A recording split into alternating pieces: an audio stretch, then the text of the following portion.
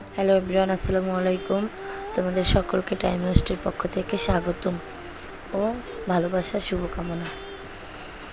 তোমরা সবাই কেমন আছো? আলহামদুলিল্লাহ, আমি খুব ভালো আছি। আসলে জীবনটা যুদ্ধের মতো, জানো। যাদের হাজব্যান্ড প্রবাসে থাকে তাদের কোনো শান্তি নাই। সেই সকাল থেকে খাটতে খাটতে আমার জীবনের কিছু কথা বলি তোমাদের সাথে। সেই সকাল থেকে শুরু হয় আমার জার্নিটা। সেই সকাল 6টা থেকে শুরু আমার জার্নি, রাত 9:30 আমার জার্নি শেষ।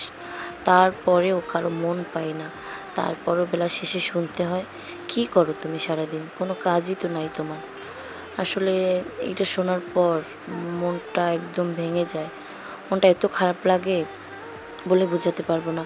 তখন এই যে চুপচাপ ভাবি, আসলে আমি কী করি, কিছুই তো করি না। সেই সকালে উঠি, ছেলের জন্য নাস্তা বানাই, নিজের নাস্তা খাই, ঘরের কাজকর্ম করে ছেলেকে স্কুলে নিয়ে যাই। সেখান থেকে আবার এসে দুপুরে রান্না করি, তারপরে কোনো রকম একটু খাওয়া দাওয়া করে আবার সেই ছেলেকে নিয়ে কোচিংয়ে চলে যাই। কোচিং থেকে আসি, আবার ঘরের কাজকর্ম, ছেলেকে একটু পড়তে বসাই, পড়া শেষে নিজে নামাজ পড়ি, ঘরের কাজকর্ম করি, বাসার সবাইকে রাতে খাবার খেতে দিই। তারপরে গুছিয়ে গাছাই শুইতে শুইতে আমার রাত 12টা 1টাও বাজে মাঝে মাঝে। আবার সেই সকাল 6টায় উঠি। এটাই হচ্ছে আমার প্রতিদিনের জার্নি। তারপরও শুনতে হয় আমি কী করি, আসলে আমি কী করি।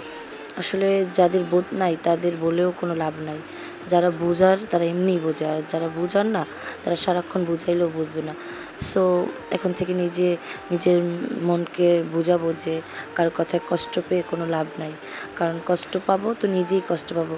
কষ্ট দেওয়ার লোক আছে, কিন্তু কষ্ট শেয়ার করার লোক আমার নাই। মানে আমি যে কষ্ট পাবো সেটা কারোর কাছে শেয়ার করবো, আমার কষ্টগুলো শেয়ার করার সেই লোকটাই তো সেই দূর প্রবাসে। আল্লাহর কাছে দোয়া করি আমার প্রবাসী হাজব্যান্ডটা জানি ওই দূর প্রবাসে ভালো থাকে। সকল প্রবাসীর জন্য আমার দোয়া, সবাই জানি ওই দূর প্রবাসে ভালো থাকে। প্রবাসী বউদের কষ্ট কেউ বুঝবে না এই দুনিয়াতে। প্রবাসী বউদের কষ্ট বোঝার মতন কোনো মানুষই জন্ম হয়নি এখনও।